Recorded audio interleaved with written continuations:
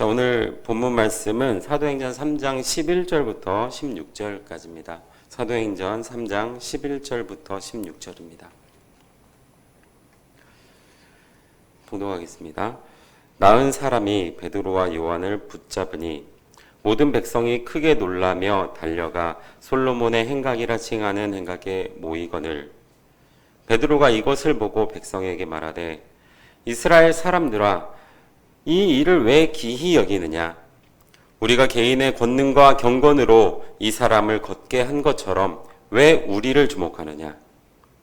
아브라함과 이삭과 야곱의 하나님 곧 우리 조상의 하나님이 그 종 예수를 영화롭게 하셨느니라. 너희가 저를 넘겨주고 빌라도가 놓아주기로 결단한 것을 너희가 그 앞에서 부인하였으니 너희가 거룩하고 의로운 자를 부인하고 도리어 살인한 사람을 놓아주기를 구하여 생명의 주를 죽였도다. 그러나 하나님이 죽은 자 가운데서 살리셨으니 우리가 이 일의 증인이로라. 그 이름을 믿음으로 그 이름이 너희를 보고 아는 이 사람을 성하게 하였나니 예수로 말미암아 난 믿음이 너희 모든 사람 앞에서 이같이 완전히 낫게 하였느니라. 아멘. 자, 오늘 사도행전 3장 11절부터 16절 말씀을 통해서 믿음의 동역자 된 우리라는 제목으로 하나님 말씀 함께 나눠보도록 하겠습니다. 믿음의 동역자 된 우리. 자, 오늘 사도행전 3장에 이 기록되어 있는 말씀을 통해서 오늘 말씀을 준비를 했는데, 제가 말씀을 준비를 하다 보면 두 가지 형태의 준비가 되는 것 같아요. 항상 성경을 보면서 무엇을 말할 것인가, 아니면 또 성경에 기록되어 있는 것들을 통해서 우리가 신앙생활 속에서 어떻게 나타나야 할 것인가, 이렇게 두 가지. 그러니까 무엇을 말할 것인가 라고 하는 것은 어떤 교리적인 부분에 대해서 이렇게 언급을 하는 거라면, 어떻게 라고 하는 것은 우리 믿음 생활 속에서 우리가 어떻게 해야 할 것인가 라고 하는 그런 실천적인 그런 부분을 이렇게 생각해 보게 되는 것 같습니다. 그래서 오늘 말씀은 무엇을 이라기보다는 어떻게, 이 부분에 대해서 한번 생각해 보는 시간이 될 것 같습니다. 자, 동력이라고 하는 것은 어떤 뜻을 갖고 있냐면, 한 가지 목적을 가지고 일하는 사람, 이런 뜻을 갖고 있습니다. 이 성경에서는 그 한 가지 뜻에 대해서 어떤 뜻을 갖고 있습니까? 주의 복음을 전하는 것, 그죠? 그러니까 동력이라고 하는 것을 성경적인 입장에서 바라본다면 복음을 전하는 한 가지 뜻으로 힘쓰고 애쓰는 사람, 이런 뜻, 동역자, 이런 뜻입니다.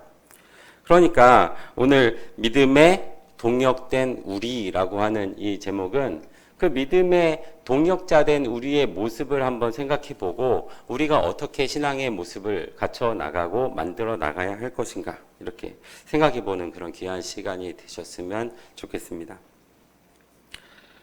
사람이 그 행복하기 위해서 그 수없이 많은 조건들이 있습니다. 뭐 그냥 몇 가지 언급을 해보면, 뭐 좋은 집이 있으면 좋겠고, 뭐 좋은 차도 있으면 좋겠습니다. 그죠? 또 내가 안정된 직장을 갖고 있으면 좋겠고, 이왕이면 높은 교육 수준도 받았으면 좋겠고, 내 자식들이 또 똑똑해서 좋은 학교를 가고, 뭐 이런 것들, 그죠? 근데 뭐 이것만 가지고 다 되는 거 아니잖아요. 뭐 다 가졌는데 건강하지 못하면 또 안 됩니다. 그래서 건강도 해야 돼요. 그러면 이 행복이라고 하는 조건들을 우리가 생각을 해보면 수없이 많은 조건들이 있을 텐데, 오늘 이 시간, 아침에 해가 뜨는 이 시간부터 시작해서 오늘 해가 질 때까지 이야기를 해도 그 수없이 많은 조건들을 다 얘기를 못 할 겁니다. 그죠? 그런데 이런 부분에 대해서 생각을 해보면 어른들이 이렇게 얘기한단 말이에요. 세상에서 굉장히 힘든 일을 많이 겪어내시고, 또 세상에서 또 동시로 행복한 일도 굉장히 많이 겪어낸 어른들의 입장에서 이 행복의 조건을 말씀해 주십시오, 이렇게 얘기하면 그렇게 복잡하게 이야기하지 않아요. 아주 간단하게 이야기를 합니다. 어떻게 얘기하냐면 첫 번째로 무엇인가는 가지고 있어야 되고 또 그 가지고 있는 것이 좀 충분해서 좀 나눌 수 있으면 좋겠다. 이렇게 어른들은 그냥 심플하게 생각한단 말이에요. 근데 적어도 그 세상을 열심히 살아내신 그 어른들이 말씀하시는 나눌 수 있으면 좋겠다의 전제 조건은 뭐예요? 무엇인가는 가지고 있어야 한다. 이런 얘기입니다. 가지고 있어야 된다. 그럼 오늘 본문 말씀에 이 베드로와 요한이 안진뱅이에게 무엇인가는 줄 것이 있었다. 이런 얘기예요, 사실은. 무엇인가는 줄 것이 있었다.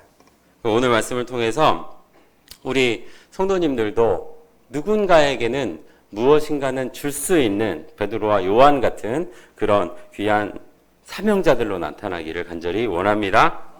자, 오늘 본문 말씀이 기록되고 있는 이 사도행전, 이 저자가 누구냐면 누가입니다. 누가가 또 뭘 지었을까요? 누가복음. 그죠?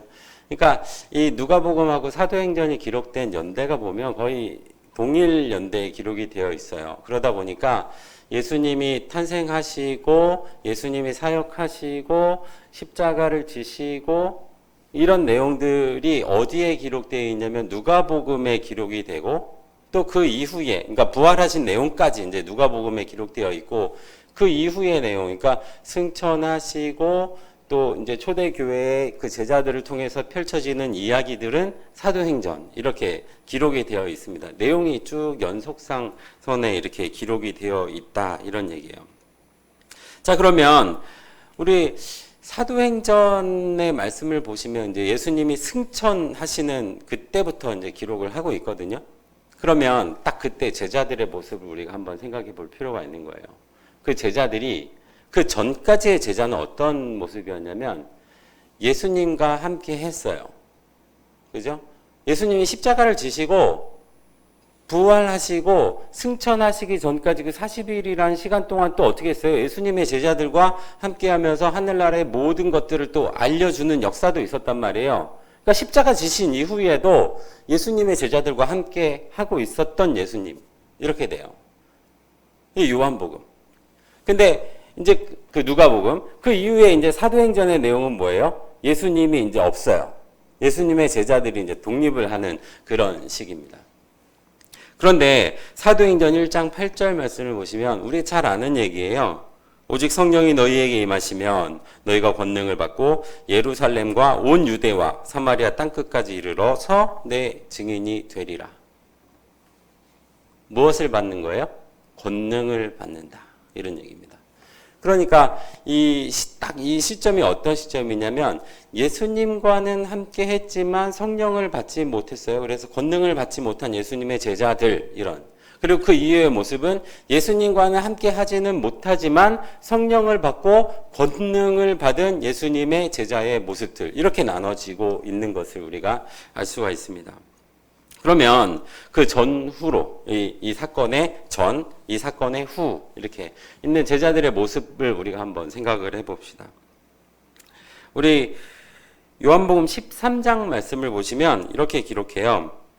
그 예수님께서 그 유월절 전에 예수님의 제자들에게 발을 씻기시고 난 다음에 18절 말씀을 보시면 그 내 떡을 먹는 자가 내 발꿈치를 들었다 하는 말을 응하게 하려고 한다. 이렇게 얘기를 하고 21절 말씀을 보시면 이렇게 얘기하는 거예요. 예수께서 이 말씀을 하시고 심령이 민망하여 증거하여 가라사대. 얼마나 민망하겠습니까?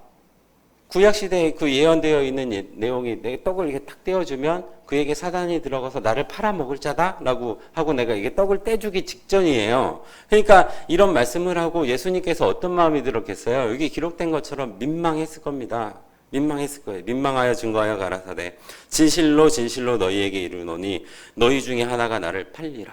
이렇게. 자, 그러고 나서 그 이후의 기록을 보면 그 민망함을 뒤로 하고 가룟 유다에게 떡을 하나를 탁 떼주는 거예요. 떡을 떼주고 난 다음에 예수님께서 가룟 유다에게 뭐라고 하는지 압니까? 내 할 일을 속히 하라! 이렇게 얘기하는 거예요. 속히 하라! 이렇게 얘기하고 나니까 요한복음 13장 28절 말씀 봅니다. 이렇게 얘기하셨는데 이 말씀을 무슨 뜻으로 하셨는지 그 앉은 자 중에 아는 이가 없고. 여러분들 모릅니까? 왜 그랬어요? 나를 팔자에 대해서 얘기했고 떡을 떼줬고 그가 나를 팔자라는 것을 알려줬어요. 바로 그 자리에서 바로 알려줬는데 예수님의 제자들은 어떻게 된 거예요? 그 말을 듣고도 그게 무슨 뜻인지를 몰랐다는 거예요. 29절 말씀 볼까요? 29절 말씀 보시면 이렇게 기록합니다. 어떤 이들은 유다가 돈괴를 맡았으므로 명절에 우리의 쓸 물건을 사라 하는지 혹 가난한 자들에게 무엇을 주라 하시는 줄로 생각하더라. 여러분들이라면 이렇게 생각하겠습니까? 그렇게 생각할 사람은 아무도 없을 겁니다. 그런데 예수님의 제자들은 이렇게 생각을 했다는 거예요. 우리 요한복음 14장 말씀 볼게요. 요한복음 14장 1절부터 4절까지 내용을 보면 이렇게 기록하고 있어요. 너희는 마음에 근심하지 말라. 하나님을 믿으니 또 나를 믿으라. 내 아버지 집에 거할 곳이 많도다. 라고 이렇게 얘기하고 나서 뒤에 말씀을 계속 보면 내가 너희를 위하여 처소를 예배하러 간다. 이렇게 얘기해요. 그러고 나서 내가 다시 와서 너희를 나 있는 곳에 영접하여 나 있는 곳에 너희도 있게 하리라. 이렇게 얘기한단 말이에요. 그죠? 그런데 마지막에 보면 뭐라고 하냐면 내가 가는 곳에 그 길을 너희가 알리라. 이렇게 얘기하는 거예요. 알리라 그랬으면 제자들이 알아야 되는 거예요? 몰라야 되는 거예요? 알아야 됩니다. 그런데 도마가 뭐라고 하는 거예요? 5절 말씀 보면 우리가 어찌 알겠습니까? 그 길을 어찌 알겠습니까? 이렇게 얘기한다는 거예요. 우리 이 요한복음 14장 이전에 기록되어 있는 내용 중에 그 11장에 보면 그 베다니 나사로에 대한 이야기가 나오잖아요. 베다니 나사로가 거의 죽어가는데 그를 살리시는 역사를 통해서 예수님의 제자들에게 예수님이 무엇을 알려줬습니까? 죽은 자가 다시 살아날 것이다 라고 하는 그 부활에 대한 사건을 알려주신 거예요. 그죠?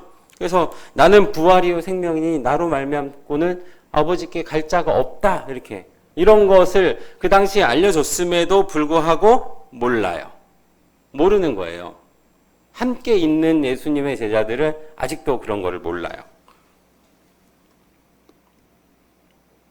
또 뒤에 말씀 보면 내가 길이요 진리요 생명이니 나로 말미암지 않고 아버지께로 갈 자가 없다라고 이렇게 얘기하니까 도마가 뭐라고 합니까? 그럼 나에게 아버지를 좀 보여달라 이렇게 얘기하니까 예수님께서 나를 본 자는 아버지를 보았거늘 어찌 아버지를 보이라 하느냐 이렇게 얘기하잖아요. 그러니까 예수님의 제자들의 모습이 어떻게 보면 시제말로 좀 형편이 없는 거예요. 권능을 받기 전에, 성령을 받기 전에 형편없는 그런 모습을 볼 수 있어요. 요한복음 16장 말씀에도 보면 그러하나 너희에게 진실을 말한다 라고 얘기해서 죄에 대해서 의에 대해서 심판에 대해서 세상을 이야기하는 그 이야기가 나온 다음에 16장 12절 말씀 보시면 이렇게 얘기해요. 내가 아직도 너희에게 이를 것이 많지만은 너희가 감당하지 못한다. 이게 어떻게 보면 그 당시에 예수님의 제자들의 그 현 주소인 거예요. 감당하지 못하는 거예요. 뭐 이뿐입니까? 지금 요한복음을 13장부터 쭉 이렇게 훑어보고 있는 거예요. 보고 있는데 18장에도 보면 베드로가 그 예수님이 군병이 잡혀갈 때 칼을 빼들어갖고 말고 군병의 귀를 확 잘라버리는 그런 역사도 있었어요. 그러니까 어떻게 보면 베드로의 성향은 생각보다 몸이 먼저 나가고 다혈질적인 그런 무식하고 다혈질적인 그런 모습을 볼 수 있고 20장에서 그 부활하신 예수님의 무덤에서 시체가 없어졌단 말이에요. 여인들이 먼저 와서 보니까 시체가 없어졌어요. 그래갖고 예수님의 제자들에게 가서 예수님의 시체가 없어졌어요. 이렇게 얘기했더니 그것을 보고 나서야 아는 그런 모습도 있습니다. 우리 요한복음 20장 8절 말씀 볼까요? 그때야 무덤에 먼저 왔던 다른 제자들도 들어가 보고 믿더라. 이렇게 들어가 보고 믿는 거예요. 그런데 이 예수님이 무덤에서 부활하셨다는 것을 믿는 것이 아니에요. 예수님의 시체가 정말 없네? 이거를 믿었다는 거예요. 9절 말씀 볼까요? 저희는 성경에서 그가 죽은 자 가운데서 다시 살아나야 하리라 하신 말씀을 아직도 알지 못하더라. 예수님께서 어떻게 보면 귀에 딱지가 않도록 이렇게 이야기했었던 내가 죽어도 다시 살아날 것이다.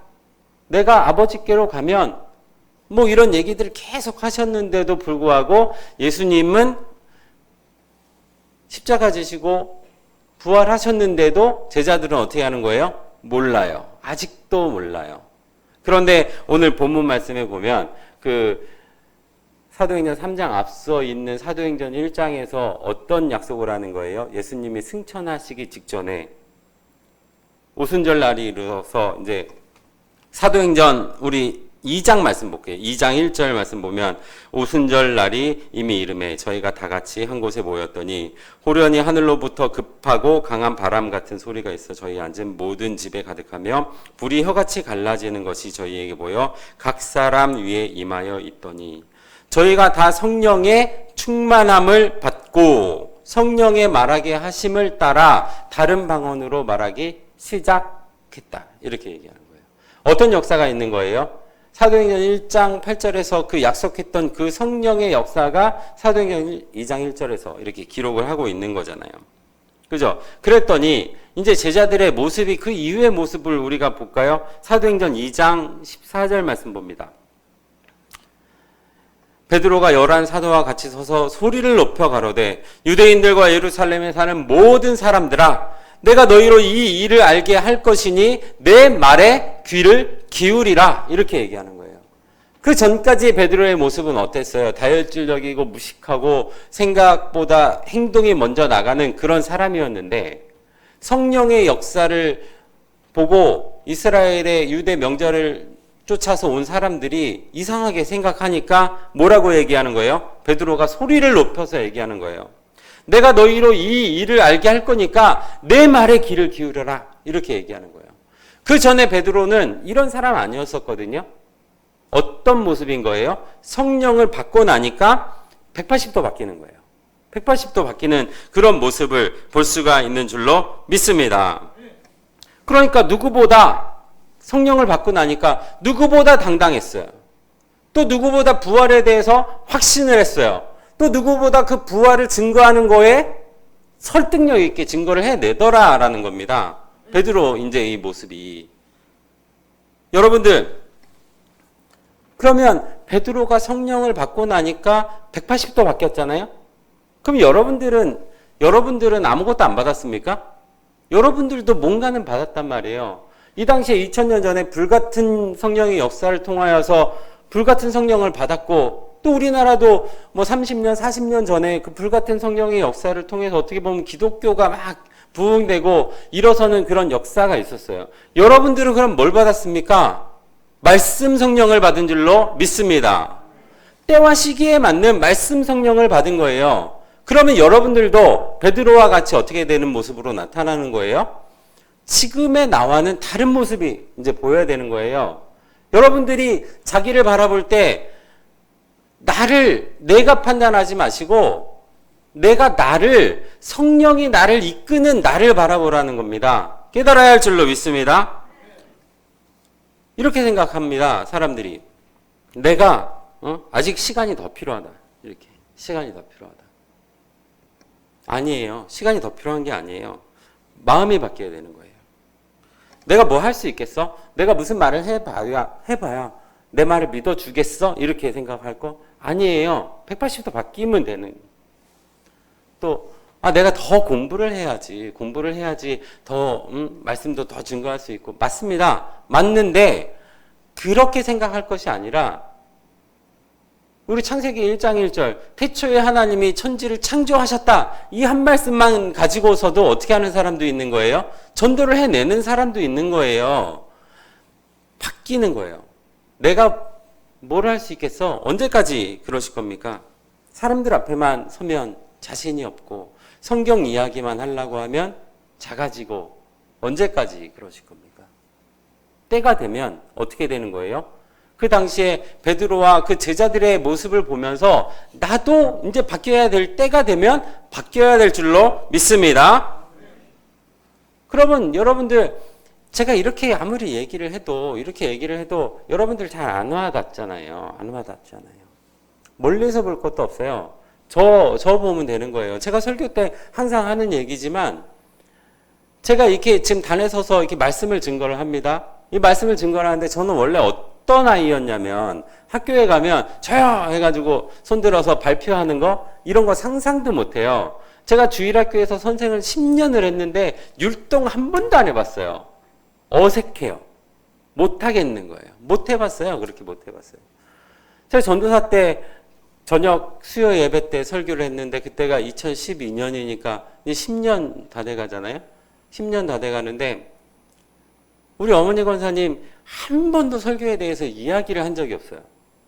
심지어는 수요 예배 때는 한 번도 오신 적도 없어요. 그러고 나서 근래에 어머니가 뭐라고 얘기하냐면 이제 좀 편하다는 거예요. 그러니까 우리 어머니 생각할 때는 어떤 생각을 하셨다는 겁니까? 깜냥도 안 되는 그 막내 아들이 단상에 서서 설교를 한다고? 불안한 거예요. 근데 그게 어떤 마음으로 바뀌는 거예요? 이제는 편하다. 이렇게 되는 거예요. 바뀌어야 되는 거예요. 바뀌어야 되는 거예요. 여러분들도 바뀌어낼 줄로 믿습니다. 자, 그러면 오늘 본문 말씀 보면 오늘 본문 말씀 우리가 잘 알고 있는 내용이에요. 그 미문 앞에서 구걸하고 있는 그 안진뱅이에 대한 사건. 그러면 그 우리 사도행전 본문이 길어지니까 우리 중간부터 봤는데 사도행전 3장 1절부터 이렇게 한번 보도록 합니다. 사도행전 3장 1절입니다. 제9시 기도 시간에 베드로와 요한이 성전에 올라갈새 나면서 안진뱅이 된 자를 사람이 메고 오니 이는 성전에 들어가는 사람들이 구걸하기 위하여 날마다 미문이라는 성전에 두는지라. 이렇게. 자, 그럼 유대 시간으로 9시 그러면 이제 지금 우리가 쓰는 시간으로 오후 3시입니다. 그러니까 이 오후 3시에 이르러서 이제 성전에 많은 사람들이 오니까 이제 어떤 사람들이 구걸을 하기 위해서 안진뱅이를 들쳐매고 미문이라고 하는 곳에다 이렇게 딱 둔 거예요. 왜 뒀겠습니까? 사람들이 거기를 많이 지나가는 거예요. 그죠? 그런 거예요. 그래서 우리 3장 3절 말씀 보면 그가 베드로와 요한이 성전에 들어가려 함을 보고 구걸하거늘 이렇게 구걸을 합니다. 자, 그런데 우리 생각해 보면 그 베드로와 요한도 어떻게 보면 구걸을 당할 입장은 아니에요. 그죠? 당할 입장은 아닙니다. 구걸을 하면 했지 구걸을 당할 입장은 아닌 그 사람이에요. 우리 4절 말씀 볼까요? 베드로가 요한으로 더불어 주목하여 가로되 우리를 보라 이렇게 얘기하는 거예요. 우리를 보라. 누구를 보고 얘기했겠습니까? 그 안진뱅이에게 얘기하는 거예요. 안진뱅이에게 요한과 더불어서 이렇게 손가락질을 하면서 우리를 보라 이렇게 얘기하는 거예요. 그러니까 이 안진뱅이 입장에서는 어떤 생각이 들었겠습니까? 뭐 거창한 것을 주려나 보다 이런 생각을 하지 않았겠어요? 그러니까 초롱초롱한 마음으로 이렇게 딱 쳐다봤겠죠? 5절 말씀 봅니다. 그가 저희에게 무엇을 얻을까 하여 바라보거늘 그죠? 우리를 보라 이렇게 했으니까 바라봤겠죠. 굉장히 대단한 것을 줄 것 같습니다. 그죠? 그래서 6절 말씀을 보면 베드로가 가로되 은과 금은 내게 없거니와 내가 있는 것으로 너희에게 주노니 나사렛 예수 그리스도의 이름으로 걸으라 하고 그 사람의 손을 잡아서 딱 일으키니까 어떻게 되는 거예요? 그가 걸어내는 거예요. 발과 발목에 힘을 얻고 뛰어 서서 걸으며 그들과 함께 성전으로 들어가면서 걷기도 하고 뛰기도 하며 하나님을 찬미하니 이런 사건이 벌어졌대. 자, 그러면 일반적으로는 이 사도행전 3장의 말씀을 보면서 이 부분이 클라이막스인 거잖아요. 그죠? 탁 걸어라 하고 딱 했을 때 걸어내는 거. 그런데 이게 놀라운 게 아니라 그 다음이 사실은 더 놀라운 거예요. 그 다음의 사건들이. 우리 그 다음의 사건들을 우리 한번 보도록 합니다. 10절 말씀 볼까요? 10절 말씀 보면 본래 미문에 앉아 구걸하던 사람인 줄 알고 그가 당한 일에 인하여 심히 기이 여기며 놀라니라. 그러니까 그가 이제 일어나서 걷기도 하고 뛰기도 하고 하나님을 찬미하는 그 일이 있으니까 이제 사람들이 보고 놀란 겁니다. 생각을 해보세요. 우리 오늘 본당 들어오기 전에 1층 로비에서 이제 QR코드 이렇게 체크하는데 거기에 어떤 구걸 하는 사람이 안진뱅이가 이렇게 앉아있다 칩시다. 10년 전부터 앉아 있었어요. 이렇게 칩시다. 그러면 그거 모를 사람 없잖아요. 저는 몰라도 그 구걸하는 사람은 다 알 거란 말이에요. 그런데 그 유명한 그 구걸뱅이가 어떻게 되는 거예요? 뛰어다니니까 이제 놀랄 수밖에 없는 그런 상황이 펼쳐지고 있었다. 이런 얘기입니다. 우리 11절입니다. 자, 나은 사람이 베드로와 요한을 붙잡으니 모든 백성이 크게 놀라며 달려가 솔로몬의 행각이라 칭하는 행각에 모이거늘 베드로가 이것을 보고 백성에게 말하되 이스라엘 사람들아 왜 기히 여기느냐 우리의 개인의 권능과 경건으로 이 사람을 걷게 한 것처럼 왜 우리를 주목하느냐 이렇게 얘기하겠다. 자 보세요.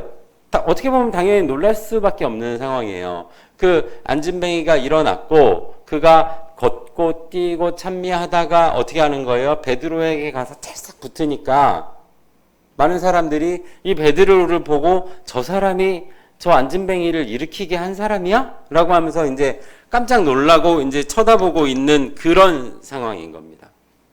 그죠? 그래서 근데 그 상황에 대해서 베드로가 뭐라고 얘기하는 거예요? 이스라엘 사람들아 왜 이 일을 기히 여기느냐? 우리가 개인의 권능과 경건으로 이 사람을 걷게 한 것처럼 왜 우리를 주목하느냐? 이렇게 얘기하는 거예요. 내가 한 것이 아니다. 내가 한 것이 아니다. 무엇에 대해서 얘기하고 싶은 거예요? 예수 그리스도의 권능으로 일으켰지 않느냐? 이렇게 얘기하는 거예요. 이렇게 얘기하는 거예요. 자, 그러면 제가 오늘 말씀의 제목이 뭐냐면 믿음의 동역자된 우리라는 거예요. 믿음의 동역자된 우리. 그러면 오늘 말씀 사도행전 3장에 기록되고 있는 이 말씀의 화자는 누구예요? 지금 이야기하고 있는 화자는 베드로입니다. 베드로. 그죠? 왜 이 일을 기히 여기느냐? 우리가 개인의 경건과 능력으로 한 것처럼 왜 우리를 주목하느냐? 이렇게 이야기하는 거는 지금 베드로예요. 그런데 이 베드로가 이야기를 하면서 항상 어기지 않는 부분이 있는데 어떻게 얘기를 하냐면 4절 말씀을 보시면 우리 사도행전 3장 4절 말씀 보면 베드로가 이렇게 하는 거예요. 왜 나를 주목하느냐? 이렇게 얘기하는 것이 아니고 베드로가 요한을 더불어 주목하여 가로되 왜 우리를 보냐? 그러니까 우리를 보라 이렇게 얘기하는 거예요. 나를 보라 이렇게 얘기하는 것이 아니라 안진뱅이에게 우리를 보라 이렇게 얘기하는 거예요. 11절에도 보면 행각에 모여든 사람들에게 왜 나를 주목하느냐? 이렇게 얘기하는 것이 아니라 뭐라고 하는 거예요? 나은 사람이 베드로와 요한을 붙잡으니 모든 백성이 크게 놀라며 달려가 솔로몬의 행각이라 칭하는 행각에 모이거늘 12절에 왜 우리를 주목하느냐? 이렇게 얘기한다는 거예요. 뒤에 말씀도 15절 말씀 보면 생명의 주를 죽였도다. 그러니까 너희가 예수 그리스도를 죽인 너희들이지 않느냐 이렇게 얘기하면서 생명의 주를 죽였도다. 그러나 하나님이 죽은 자 가운데서 살리셨으니 우리가 다 이 일의 무엇이다? 증인이다. 이렇게 얘기하는 거잖아요. 내가 증인이다 이것이 아니고 뭐예요? 우리가 이 일의 증인이다 라고 이렇게 말씀하고 있는 줄로 믿습니다. 어떤 일에 대해서 얘기하는 거예요? 사도행전 2장도 그렇고요. 사도행전 3장도 그렇고 예수님의 부활하신 사건에 대해서 이야기를 하는 거예요. 성령을 받고 난 다음에 그가 권능을 받으니까 아까 베드로가 그랬잖아요. 베드로가 내가 이 일을 너희로 알게 할 것이 내 말에 귀를 기울이라 라고 하고 나서 한 이야기가 예수님에 대한 부활에 대한 얘기를 하셨거든요. 부활에 대한 얘기를 하니까 그날에 3,000이나 되는 많은 사람들이 예수 그리스도를 주로 영접하는 사건이 있었다. 이게 사도행전 2장. 사도행전 3장에서는 이제 어떤 얘기를 하는 거예요?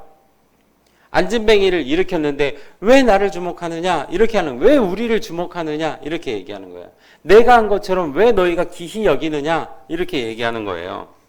우리가 이 일의 증인이다 라고 하는 것은 어떤 얘기를 얘기하는 겁니까? 예수님께서 십자가에 달렸고 너희가 달았지 않느냐? 이렇게 십자가를 달았고 돌아가셨어요. 다시 부활하셨는데 이 부활하신 사건에 대해서 지금 너희가 보고 있는 거예요. 이렇게 얘기하는 거예요. 예수님이 부활하신 사건에 대해서 증인으로 나타나고 있는 것을 보아라. 이렇게 얘기하는 거예요. 우리가 이 일의 증인이로라. 라고 이렇게 이야기를 하고 있는 줄로 믿습니다. 그러니까 믿음의 동역자들로 나타나야 되는 겁니다. 여러분들 사회적으로 성공하고 사회적으로 기여를 하시고 교회에서도 기여를 하시고 큰 일을 해내신 목사님들, 장로님들 계시지 않습니까? 이런 분들 인생을 돌이켜서 이렇게 생각해 보면 공통적으로 하는 이야기가 있어요. 이것이 내가 한 것이 아니다.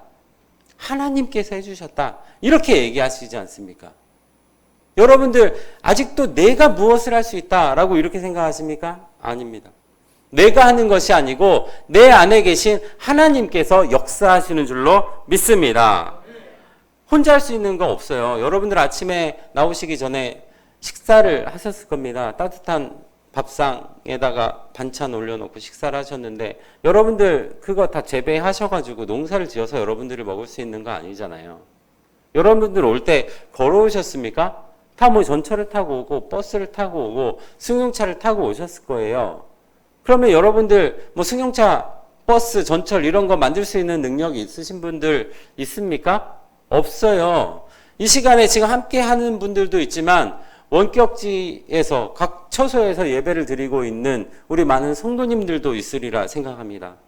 몇 년 전만 해도 교회에서 예배가 진행이 되는데 이것을 생방송으로 집에서 편히 상상도 할 수 없는 일이잖아요.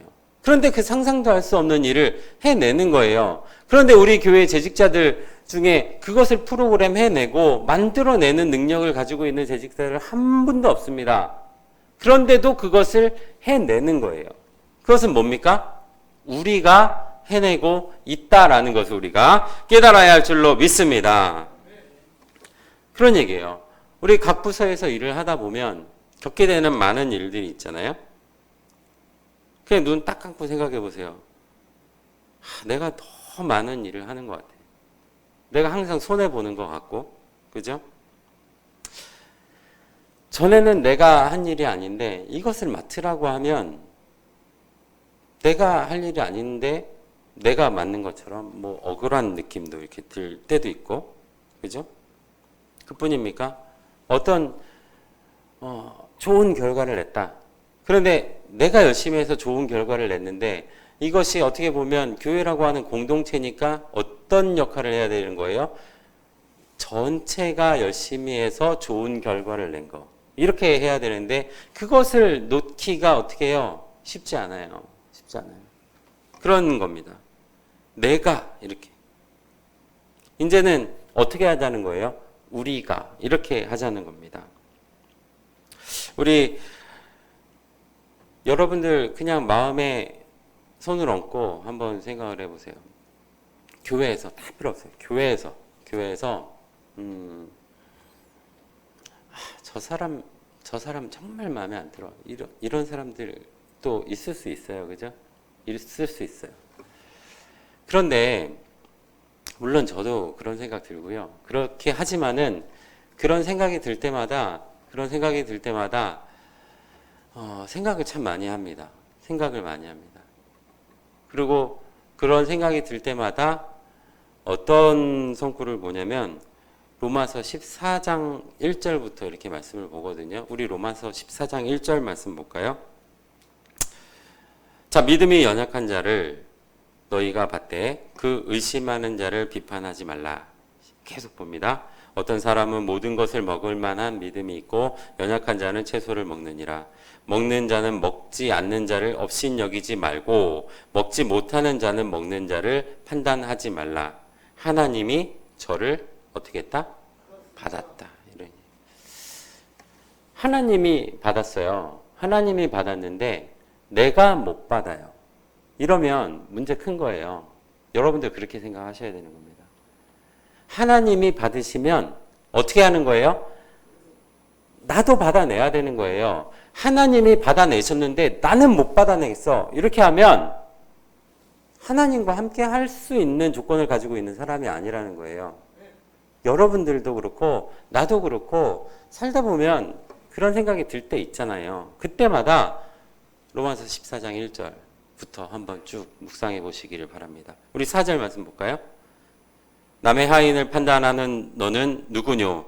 그 섰는 것이나 넘어지는 것이 제 주인에게 있음에 저가 세움을 받으리니 이는 저가 세우시는 권능이 주께 있음이라. 이렇게 얘기하는 거예요. 하나님이 받으셨고 그를 세우는 권능도 누가 있는 거예요? 주께 있는 거예요. 나한테 있는 거 아니거든요. 그러면 하나님이 받으셨어요. 하나님이 세우셨어요. 그러면 나도 어떻게 해야 되는 거예요? 그 사람을 인정하고 그 사람을 세움을 동역자의 모습으로 나타나야 된다라는 것을 우리가 깨달아야 할 줄로 믿습니다. 우리가 사람인지라 불쑥불쑥 그런 생각이 분명히 듭니다. 그죠? 그런 생각이 분명히 들지만은 그때마다 우리 로마서 14장 1절부터 4절 로마서 14장 1절부터 4절 읽어보시기 바랍니다. 묵상하시고 내가 어떻게 나타나야 할 것인가 이렇게 생각해 보십시오. 오늘 말씀의 제목이 믿음의 동역자된 우리입니다. 믿음의 동역자된 우리. 여기 모이신 분들 어떤 분들은 집사님, 어떤 분들은 권사님, 어떤 분들은 전도사님, 장로님 뭐 이렇게 계시잖아요. 또 우리 총회적으로는 100분도 넘는 많은 목사님들이 계신단 말이에요. 그러면 직분을 다 떠나서 내가 권사이네, 내가 전도사네, 내가 목사네 이런 직분 다 떠나서 우리가 어떤 모습으로 나타나고 있는 거예요? 믿음의 동역자된 모습으로 나타나야 할 줄로 믿습니다. 그 복음에 대해서 한 가지 목적으로 함께 힘쓰고 있는 사람들 이런 모습으로 우리가 나타나야 할 줄로 믿습니다. 그러니까 아까 본문 말씀에 베드로가 뭐라고 하는 거예요? 왜 우리를 주목하느냐? 이렇게.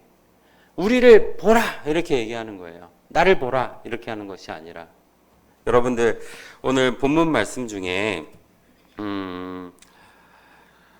하나님이 죽은 자 가운데 살리셨으니 우리가 다 이 일의 증인이로라. 부활하신 주님을 증거하는데 여러분들이 무엇으로 나타나야 되는 거예요? 증인으로 나타나야 할 줄로 믿습니다. 이제 2월달이니까 이제 3월달, 4월달 지나면 이제 곧 부활절입니다. 곧 부활절이고 우리가 이제 치러내야 되는 행사도 있고 교회적으로 많은 일이 벌어질 텐데 그때 우리가 각 부서에서 각 처소에서 부활하신 예수님의 행사를 함에 있어서 어떤 모습으로 나타나야 되는 거예요? 우리가 함께 그 모습의 증인으로 나타나야 할 줄로 믿습니다. 자, 그러면 우리 한 번만 따라할까요? 자, 따라합니다. 하나님이 죽은 자 가운데 살리셨으니 우리가 이 일의 증인이로라. 이런 모습으로 나타나야 할 줄로 믿습니다. 각처에서 말씀을 듣고 있는 우리 성도님들, 또 이 자리에서 말씀을 듣고 있는 성도님들, 우리가 믿음 생활을 하면서 힘든 거, 어려운 거 이렇게 부딪힐 게 굉장히 많을 거예요. 그때마다 그 사람을 비난하고 낙담에 빠지지 마시고 어떻게 하라는 거예요? 하나님이 세우셨으니 나도 저를 세워주겠다. 내가 세우는 것이 아니라 하나님이 저 사람을 세워주신 것이다 라고 하는 것을 생각하시고 믿음의 동역자들로 나타나는 우리 귀한 성도님들 될 줄로 믿습니다. 이 말씀 마치겠습니다.